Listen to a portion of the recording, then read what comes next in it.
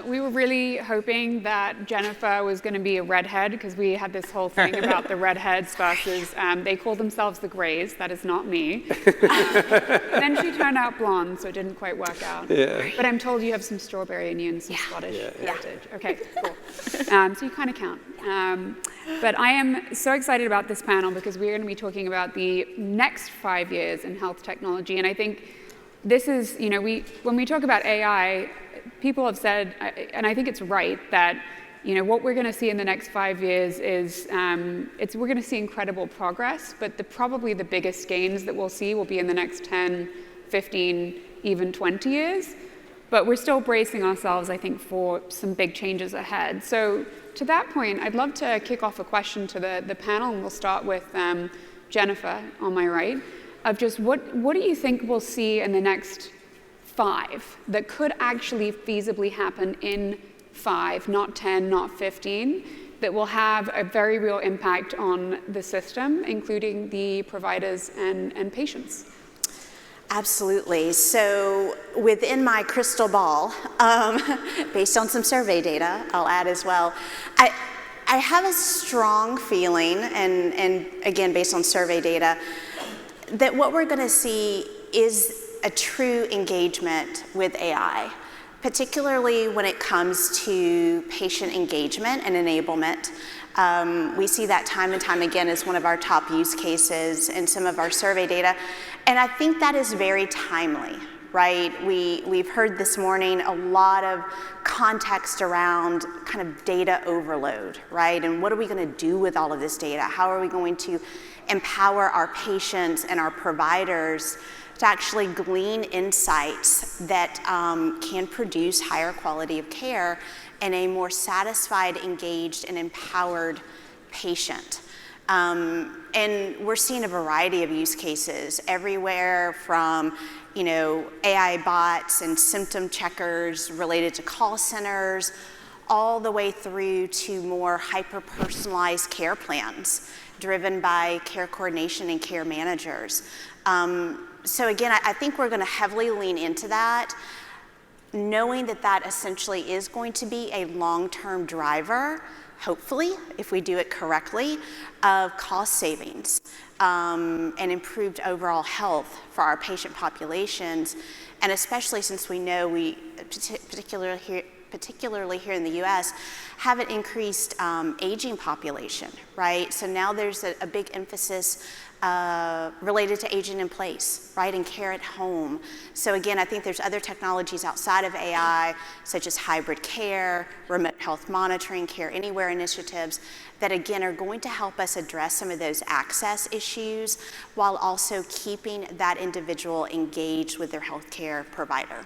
So I'm just going to push back on something you said a little bit. You mentioned call centers and the way that we engage with patients. So whenever I call customer service, the first thing I do is I press 0. Yes. And that is to get as quickly as possible to a human being who might be able to help me in a timely fashion. I feel like I have just sometimes gone mad with the, constant having to scream in a phone, yes, yes. And representative. Representative. And so I want to see what you think about that. Like, do you think the AI that we will get in the next 5 years is going to be good enough that people won't be screaming, get me to a human? I hear you. I don't think within 5 years we're going to be replacing those individuals. I think what we're going to be doing is augmenting those workflows and empowering the individuals answering those phones with information related to that patient, right? So no longer is it going to be pretty much a cold call and we know nothing about Ms. Jones. If I'm a call center representative, perhaps I have an AI-generated summary in front of me that helps me understand, even if Ms. Jones is calling with a question about her cardiology appointment, maybe I can also see that she hasn't come in for her annual wellness visit yet this year. Can I potentially help her with scheduling that? So again, you're kind of addressing those needs proactively, but still maintaining that human touch and that empathy. So hopefully there'll still be a representative when you push 0. I really hope so. Tim, what about you? Any 5-year predictions that could change in the very, very near future? Yeah, I think with very high confidence that interactions with the healthcare system will, the purely transactional part will be almost entirely converted to AI. There are so many simple things that we do. Now, care management and call centers, that is not a simple thing. That is quite complex. And so I think it will take a while longer before we have sort of seamless AI bots where you can have a complex conversation.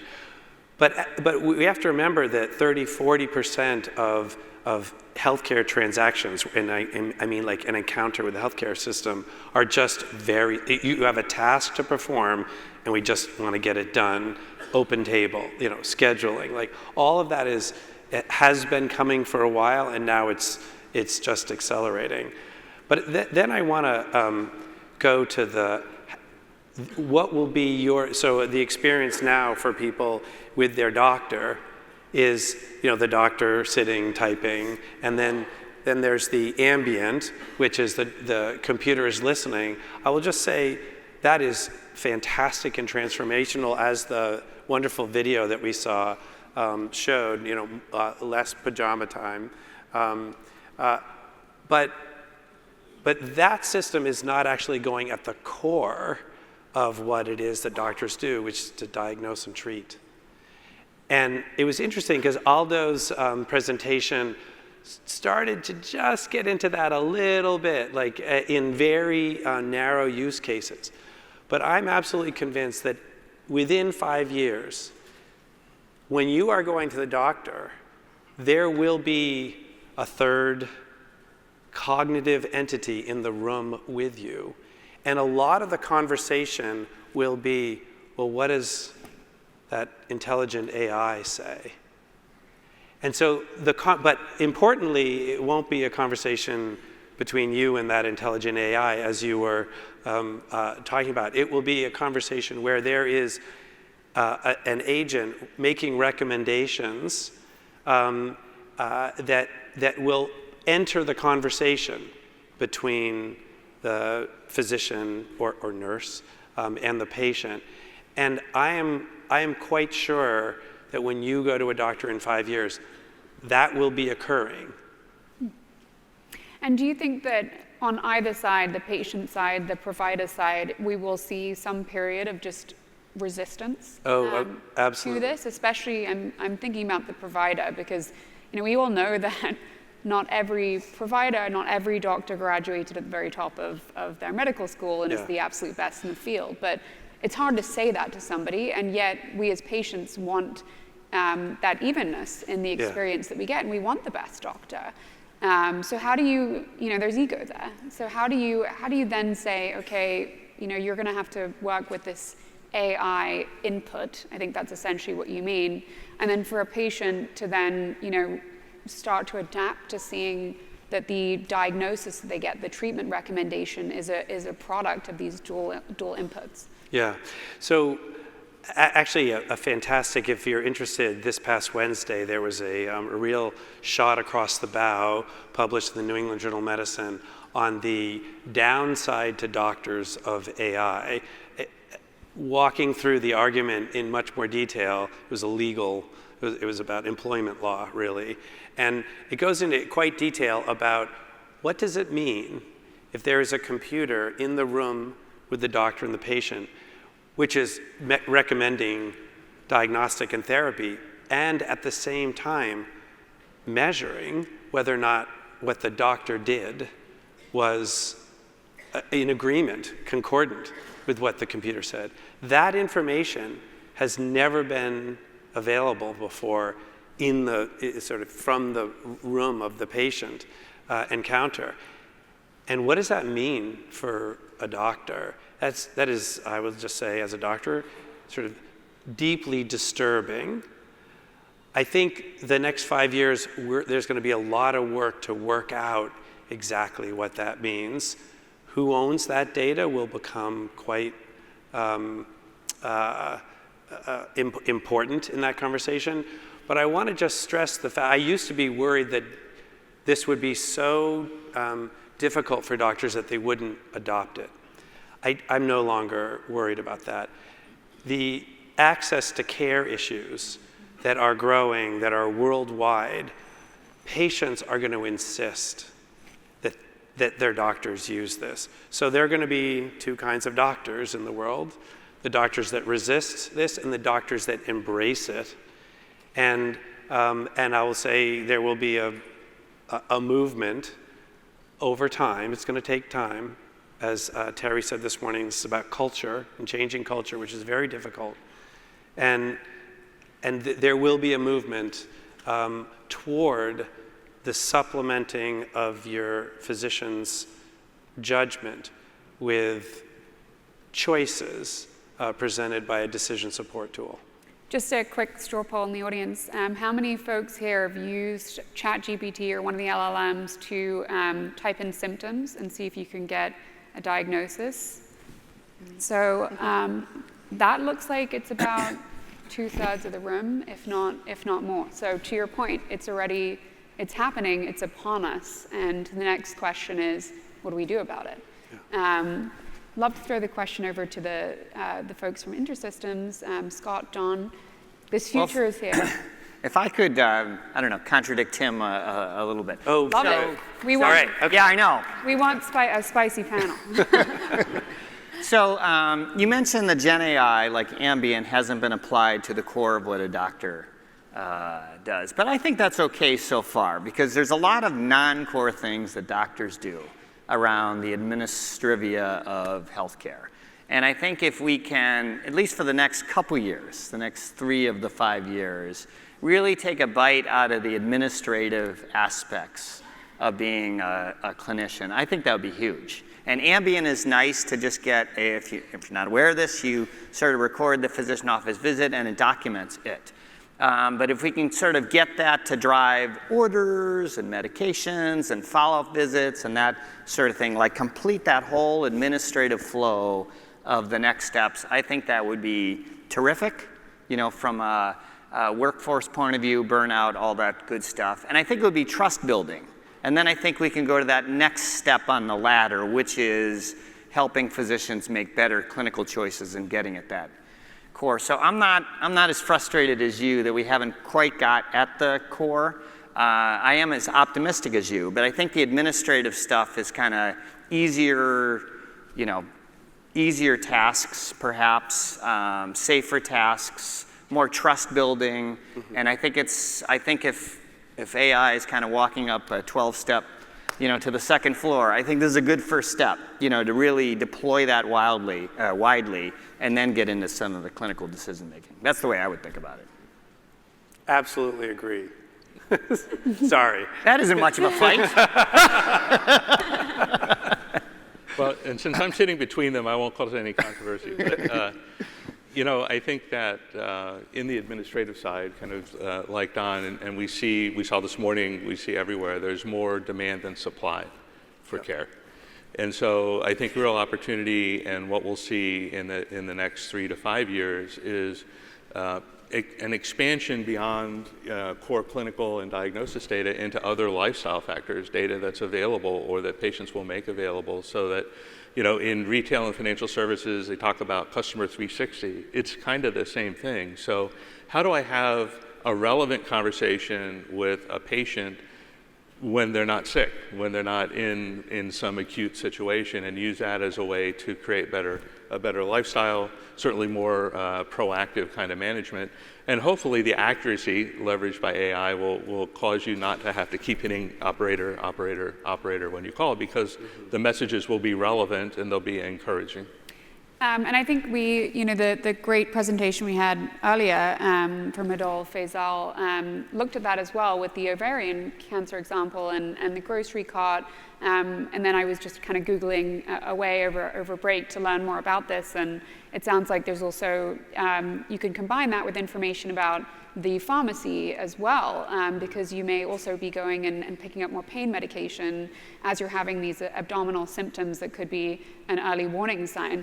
But to that point, what do you then do next? Because we talk a lot about the signal that we're collecting, and we talk a lot about the value in that signal. But what about the next step, which is how do we then speak to a patient about, you need need to maybe get a scan, take a preventative measure, or maybe even more complex, it's that behavior modification. If it's something like prediabetes, how do we talk to a patient using AI or not using an AI about the right next step so that they can prevent that health outcome? What do you think is possible, to your point, in the next 5 years on that front? Well, I would say I think the cold engagement, cold reach out to patients is a difficult journey to really have that be a piece of engagement. The thing that I've seen work with many of our customers here, sort of meeting patients when they're already in the system, when they're already sort of dialoguing about something. So if you have kind of an AI system that has preventative alerts or recommendations or those sorts of things, they could benefit from a case management program, something like that. And those are presented to the physician or presented to the patient when they're in the system for whatever reason, their annual visit, a radiology test, something like that. The uptake and the engagement is so much more. I've heard some stats that a cold reach out to a patient is sort of 15% effective, but it's 85% effective if they're already in the system, they're already thinking about the healthcare, they're already dialoguing with somebody they trust. And so having those nudges, I think, be in the right place at the right time when the patient's open to it or the clinician's talking to the patient, taking care of the patient, I think that really improves the effectiveness. Can I? Yeah. So I'll take what Don said even further, which is, and I don't know if Carrie's still here from the Blue Cross Blue Shield Association, but I guess what I would say is the central challenge behind health behavior change is that we do not have aligned incentives. And healthcare insurance does not, if a person wants to make their health better, what financial advantage do they currently gain from any behavior that makes their health better? We pay for health insurance, it's use it or lose it, right? It's on an annual basis. That doesn't make any sense, actually, especially when 70 to 80% of healthcare costs in any individual in any year are completely predictable. Why do we create risk-based capital pools when actually we know what most of that is going to be spent on? That's not a reason for insurance at all. And so what I'm excited about is the potential for AI to completely remake health insurance, even the way we conceptualize health insurance, so that we can actually create financial incentives for people where it is advantageous to you personally to take better care of yourself. Mm-hmm.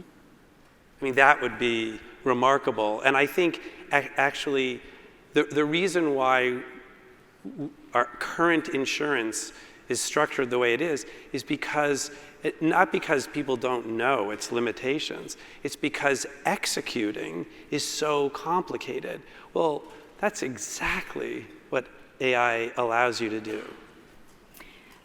Jennifer, I'd love your thoughts on this, specifically around this topic of prevention. I have a newsletter where I write a lot about kind of healthcare topics, and one big area of focus for me recently has been longevity. And a lot of folks have been calling it prevention 2.0, that it's really just a form of primordial prevention, except with aspirational branding and much more of a focus on consumer experience.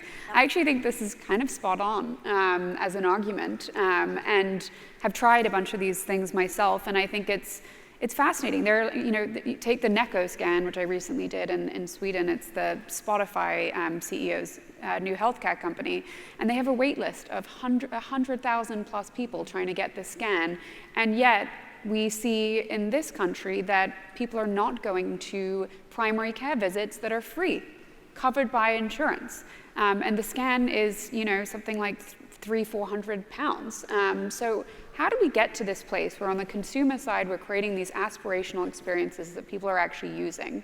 And it's essentially prevention. And then we have a system of insurance that offers this where we're not getting these tools. And again, I think AI plays a huge role with longevity because we're going to be able to take all this data, and I think we'll be able to do a lot with it. Absolutely. And just to add on to what the gentleman said, everything that you're talking about related to efficiency gains and utilization of AI makes me think of this concept that we use in healthcare called elevation to top of license work, right? So if you're taking away that lower level drudgery, right, of 3 phone calls to actually get to speak to a patient, or the patient is a no-show, and elevate that work, you have a much more engaged workforce, right? You have a much more engaged workforce that can then really lean into understanding each individual's patient's needs. And I think that's where it all begins, is that for so long we've thought about the shift from fee-for-service to value-based care to population health.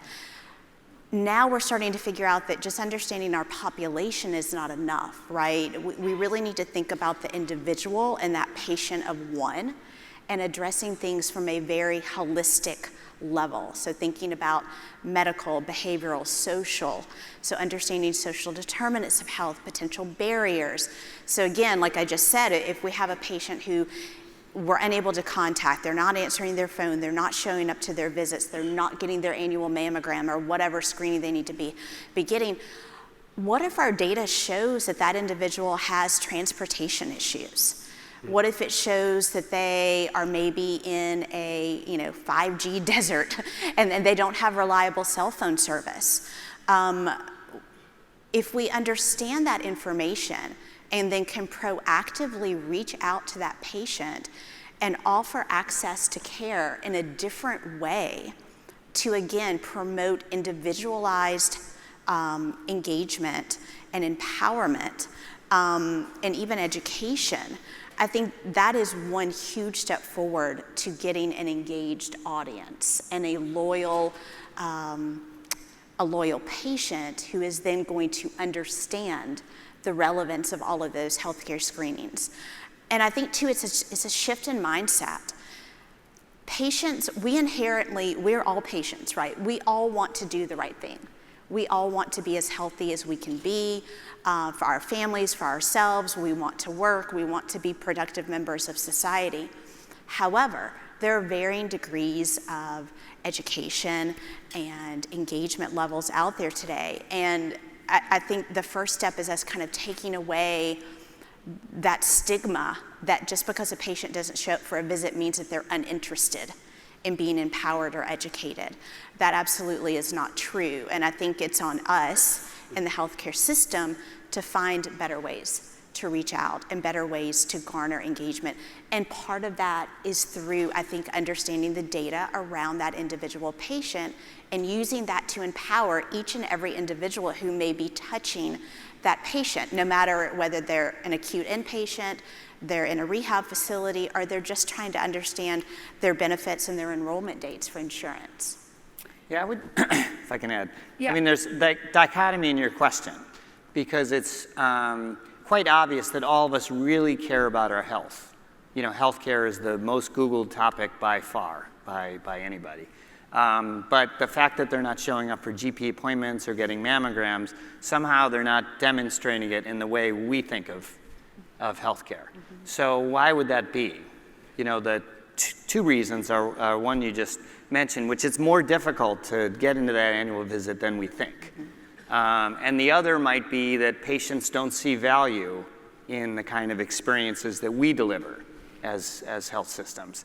And both of those really need to be addressed. And I think you had some good comments around social determinants, population health, how do you increase access, that sort of thing. And then in terms of seeing value, education, nudges, engagement, so you really understand that, well, even if I had a clean mammogram or an office visit that nothing happened, that's an important part of keeping me healthy and really, having the tools and engagement kind of materials and technology that allow people to really connect the value of experience in healthcare with their own health. So to that point, you mentioned kind of the back office administration aspect of AI. Right now, provider offices are so bogged down in it. You know, the constant calls to find out what kind of insurance the patient has, Yes. the prior authorization that was discussed, the endless pajama time and documentation. So that leaves very little time to spend with patients. I think the average now is somewhere between 6 and 8 minutes for a visit. So do you think that if we took all that away, like if we just made some of the administration that much easier, do you think we're headed for a system where we get to be a little bit more like the longevity companies and spend much more time with the patients? Or do you think we'll end up in a place where doctors just take on a bigger patient panel and we still have the 6 to 8 minute visit, but with more patients? And maybe I'm going to open that up to the whole panel, and we can start here and then come this way. Well, I would hope it would have benefit. If we can shrink the administrative aspects of healthcare, make it kind of easier to, interoperate data, prior authorizations, that sort of thing, I would hope that this would be to the benefit of patients. It may not be enough, but on the workforce shortage, let's say, part of it is people don't want to necessarily become physicians anymore because it's just not much not what fun. They signed up not for. a great job, not what they signed up for. The physicians are not recommending medical school to their kids. We've seen stats on that. If we can make that job better and more fulfilling and more focused on patients, then maybe we'll have sort of that uplift to the workforce as well. So I would hope that would be at least a positive step. It may be necessary but not sufficient, but I think it's a necessary step. Yeah, I mean, it's definitely all a piece of the product. I definitely agree with Don that I think there'll be that benefit and a little bit more density, both in terms of number of patients that can be cared for, but also less burnout for the physician. It feels like a win-win. So my middle daughter will start medical school in 2 months, 6 weeks. And Which one? Where is she going? It's a community college in Boston. Amazing. Terry knows it.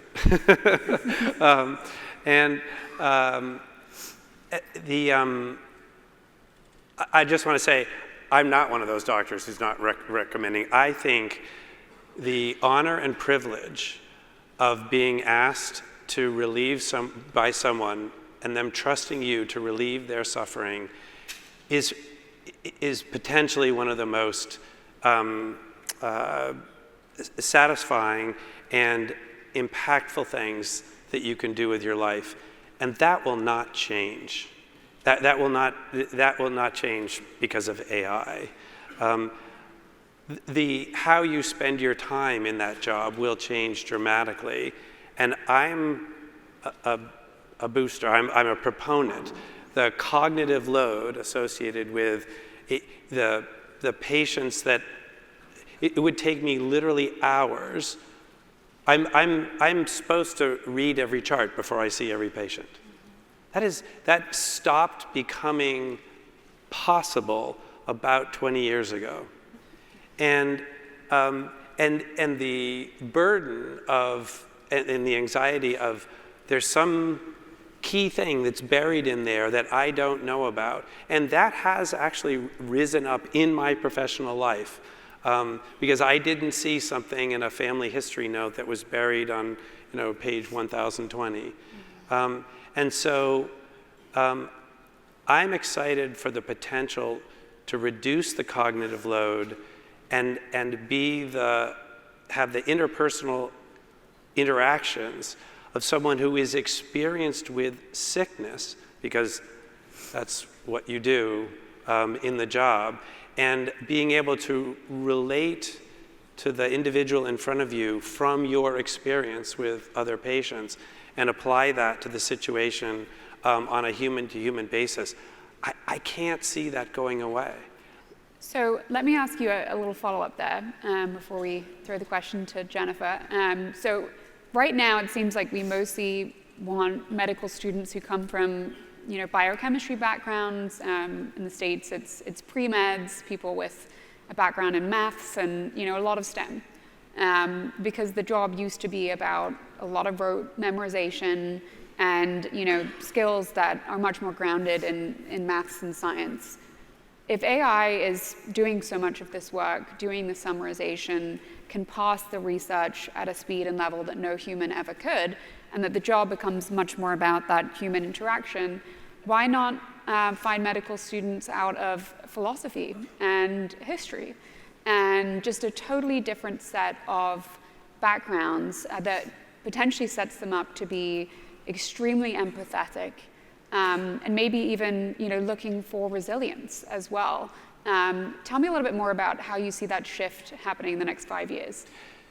So there has been a shift already in the requirements for medical school, and they have, and I think it's been positive. It hasn't moved very far, but it has moved a little way in the direction that you're describing. I'll just say my daughter was a comparative literature major, and actually took no science courses, basically none during her undergraduate years, and then had to make the coursework up after college in order to get into medical school. So I think things are moving in that direction. I will say, though, that there will still be an important cohort of medical students who are medical scientists, who will be trained in science and will be translating the science to the bedside. But I think that the two paths, which are largely overlapping right now, might become more distinctive. That's fascinating. Jennifer, any thoughts? I think just related to your previous question, again, thinking about more time to spend with patients, I think what we're going to see is a shift on how we are collaborating with patients. It's no longer just going to be within the four walls of the office or the four walls of the hospital, and therefore, hopefully, if those are empathetic and informed conversations, we're going to end up with hopefully more engaged, again, patients to help drive better outcomes and better care. I think your question and your comments around medical school is fascinating. As a nurse, I think we're also seeing that struggle, right, of this is not what I signed up for, this is not the working environment that I necessarily thought I was walking into. I think what we're seeing are some of the younger generations who are hungry for technology, particularly AI, that can support functionality such as summarizations, query searches, things like that. Again, to your point, so you're not spending 20 minutes looking through a flow sheet when I can have technology kind of bubble up the most recent and important lab results so that I am then empowered to do the best job that I can do. I think what we're going to start to see are organizations that are investing in those tools and technologies to pull in the smartest of the smart and the best new grads. And those new grads are going to anticipate and expect that type of technology to support work. So again, I think it could eventually be one of those things that is an attribute that draws some of those new graduates to those employers, and those organizations that are not embracing that technology may experience even more difficulty in shoring up their labor shortages. So I want to shift a little bit to talking about what you're all seeing in the field, because I've been in this industry for about 15 years now, and I've seen a lot of cycles of technology that's built to solve a problem that nobody really has fail. And I've seen cycles where, on the other side, health systems and plans have made things excruciatingly difficult for any newcomer to come in with these extremely long sales cycles and free pilots, and really just kind of setting you up to fail. So with this new wave of technology, which in many cases is actually quite expensive, and not everybody right now is in the green and has the ability to pay for these very expensive vendors and tools. And so I'd love to hear a little bit about what you're all seeing in the field so that we can make sure that as all this new incredible AI gets developed to do all the things that we've talked about on this panel, how do we actually get it into systems? How do we get it working and paid for? And how do we create generational companies that will be huge? I mean, we have the potential, I think, to create the next Googles and Facebooks and Microsofts. How do we ensure that those companies get built and are successful instead of it just being Google and Facebook and Microsoft? So I might start with Tim, just because you're doing a lot of work in the investment side right now with AI and health, and then we'll move on to others on the panel. Well, I think that there are a couple of things, right? With any new technology that comes out, kind of the price curve and the affordability, goes down, and I think we'll see the same thing with AI and the way AI gets deployed.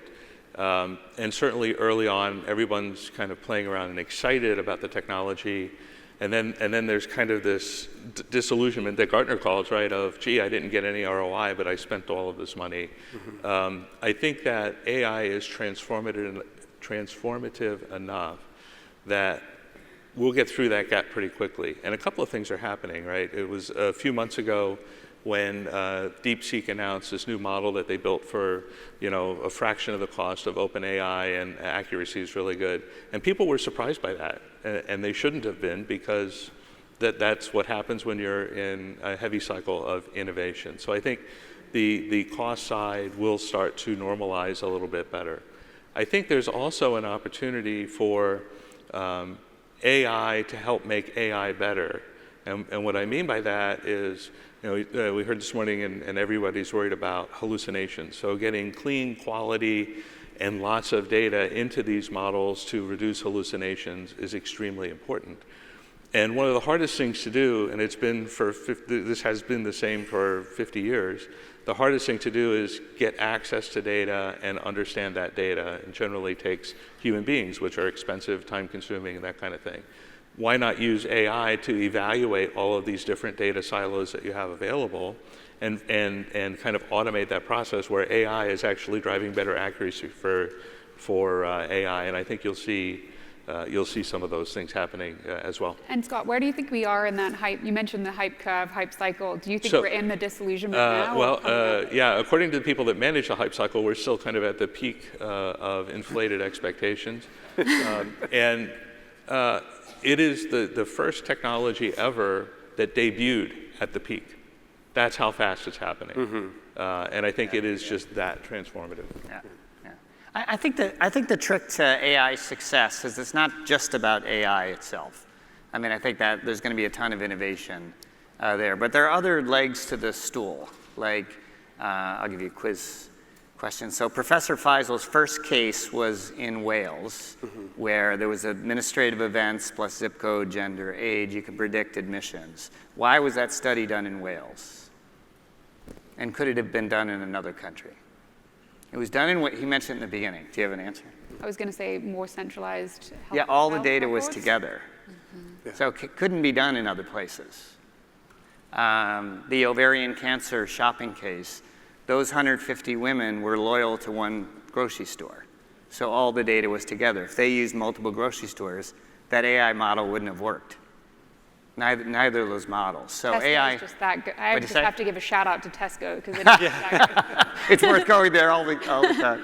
No, but the reality is you really have to have a good data foundation, I guess, kind of bringing your information together to get AI to work. And a lot of people kind of gloss over that in the sort of magic of AI by itself. And then there's kind of trust building, and then just integrating with the workflow.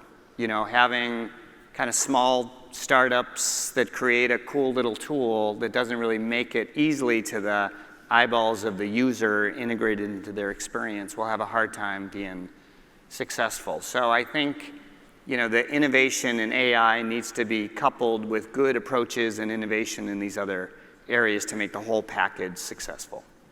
And Tim, I'd love your physicians' take on this question as well, and the fact that you're doing a lot of investing in this area. How are you seeing things go from an in-the-field perspective? And then maybe to add to that, I have seen some companies experiment with, hey, let's just see which of the physicians and the nurses in this cohort are very likely to use AI, and start with them, and then maybe that's a lower cost coming in before we start expanding it to the whole system. So I'd love to hear about that approach and other innovative approaches that you've seen to get adoption going. Yeah. So you pointed out, in the first question, you pointed out two things I think are really worth underlining, which is most providers are underwater. So a third of health systems in the United States are in the red. That is sort of perennially true. It's not always the same ones every year, but they're mostly in the red. And if you go internationally, the governmental health system expenses are breaking the budgets. And you were with the NHS, so a huge problem. The NHS has invested, capital investments have been running at 50% of the OECD norm for healthcare technology, 50%. So they're way behind in the capital expense requirements to invest in technology. And why do they do that? Well, it's not like they don't want to. It's that they keep having mounting expenses. It's the same with providers in the U.S. And then I want to just transition to, so what are the health system leaders thinking about investing in? And the problem is when you're choosing between cool stuff that you know is going to be the future someday and repairing the garage that's falling down, or the building, the part, whatever it is, the ORs that haven't been updated, it is almost always the safer choice for the CEO to invest in redoing the stuff that needs updating than it is. There's a lot of waiting on the sidelines, like, yeah, there's a lot of, we're at the top of the hype curve, and I don't necessarily want to be the first in. I'll just wait to see it's coming. I'll wait to see it's coming. So then you said, so do you find the people who are willing to do it? And so what I find exciting is going around and talking to health system CEOs and health ministers in various countries in the world. And there are a few who want to be the first. And that's the key. So that was what, if you're familiar with Everett Rogers wrote the book, The Adoption of Innovation. And it's that famous innovation curve. And you have to find the early adopters and work with the early adopters, whether that is at the CEO health system level or the health minister level or on the wards. It's the nurses who you engage who are avid for. They arrived on the floor and they said, there's probably a better way of doing this. And they're not so inculcated into the routine that they're not open to change. So getting that first cohort started, and then it's the standard, Mark Twain painting the fence thing, yeah. Right? It's just, okay, this is clearly better than that. And telling the stories and having the data to back that up, and that's how we move along the adoption curve. Yeah, and I think to that point, I've definitely seen just in 15 years of conversations with founders that they used to just kind of say yes to the free pilots and essentially do whatever the potential customer wanted. And now I see more pushback. Maybe not free. Maybe we'll do a lower priced, lower tier pilot, and we'll do that for 6 weeks, and then we'll be constantly every day talking about how it's going, and you get that experience of what is it like to sell into that customer, so it makes that bigger sale much more feasible and more seamless when it happens. So I think that's another thing that could really change now that we have kind of AI tools ready to go. Yeah.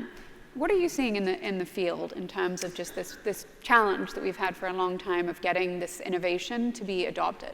Yeah, so for us, I think, again, just speaking to technology buyers and survey data, et cetera, there is that last mile is so difficult to move from proof of concept to an actual scalable, sustainable product, right? And a lot of that is tied back to understanding the problem that you're trying to solve, understanding how to incentivize and proposition this new innovation or technology to those individuals that are going to be utilizing it, and then understanding what is success going to look like, and that success may be a winding road in that we cannot continue to do the same process that we did before, right? We have to think about it from a holistic standpoint and involve each and every individual along the way to, again, ensure that we are truly solving for the right problem. If we're not, then we're not going to have adoption, and essentially that innovation is going to fall to the wayside. Personally, I'm reading about a lot of innovation within some of the academic medical centers within the US that are known, really, to your point, to being some of the leaders. They have the dollars to invest, and they have the right strategic ecosystem and partnerships to really create playbooks, right, for the rest of us out there to say A, B, and C were successful, this is how they did that. Let me take that and replicate it, knowing that then our chances of success may be higher. I love that, and I think you're spot on. And I think it's changing at the health system level, and I see more, almost self-awareness of like, we did make it kind of hard, and now we shouldn't. And so how do we partner with these companies? They're not trying to disrupt us. They actually want to come in and collaborate and help. So in our final few minutes, one of the things I always like to do with panels is put you all on the spot. So we didn't prep this ahead of time, but I'd love to hear, as it pertains to healthcare and AI, your one big idea that if you heard somebody be able to do this successfully, you would back them tomorrow, let's say with your own money. So I'd love everybody on stage to give their one big idea of what you think healthcare really needs, and you got a bunch of really smart developers here in the audience who could run off and build this. So who knows, this could actually happen. Who wants to be our kind of first? I'll start with an easy one. As a patient, using AI to automate the scheduling process and make it easy to get an appointment. Yay! I would back that. I love that idea. Yeah. I don't know why that hasn't been done yet. Right. And if I could just ask Siri. It's hard. Yes. It's hard. Yeah. Hey Siri, I'm short of breath, book me an appointment. Yeah. Figure it out. Done. So if anybody wants to build it, come find Scott. He'll give you his money. I would say the thing that bothers me the most, and you mentioned it earlier today, is the prior authorization process. Just the administrative complexity. Patients are caught in the middle, families caught in the middle, providers, payers, everybody. And if we can, really use AI to sort of eliminate that, or just make it a tiny process that just deals with a few exceptions, I think that would be tremendous value. I'm gonna push you a tiny bit. Any specifics on, like, would you build it for the providers? Would you build it for payers? Would you do it for both? Well, I think payers have a debatable role in this whole thing. So ignoring that debate, I think that it takes two to tango. So I think you'd have to build something that really satisfies the needs of both parties. And it's difficult to get everybody on the same page, but it's got complexity, decision-making, interoperability, data. It has a lot of challenges, but I think these are challenges that we can do. Yeah. I think Love we can it. solve this. Can I just, very specifically, prior authorization conceptually is about appropriateness. Appropriateness, there are criteria for appropriateness. So prior authorization is about applying appropriateness criteria to data that exists. Totally. But right now, the process of applying those criteria to that data is this, arcane series of steps. But in fact, there is no reason why, with the touch of a button, you couldn't apply whatever the appropriate criteria are to the appropriate data and get the answer in milliseconds. Totally. Right? Totally. Yeah. Love it. Last big idea? I think selfishly, because I just went through this with my parents, when you access test results through a portal, right? They're not in layman's terms. typically, right? So what do, right? We go to ChatGPT or we go to Dr. Google to help us understand, am I going to live? Am I not? Are my new medications influencing my lab results? I would love to see some type of interpretation of outcomes, even ahead of the opportunity to speak with the provider, which can take days, to kind of put that patient at ease and make it reliable, make it secure, make it interactive, make it holistic so it understands, again, my medications, all my diagnoses, and my results, to promote a better experience for the patient. Incredible. So you heard, I think, 4 very good ideas, and I think the panelists would welcome speaking with any of you that wants to just go ahead and build it. I just want to say thank you to this incredible panel. I had a great time. I hope all of you did, hearing from them.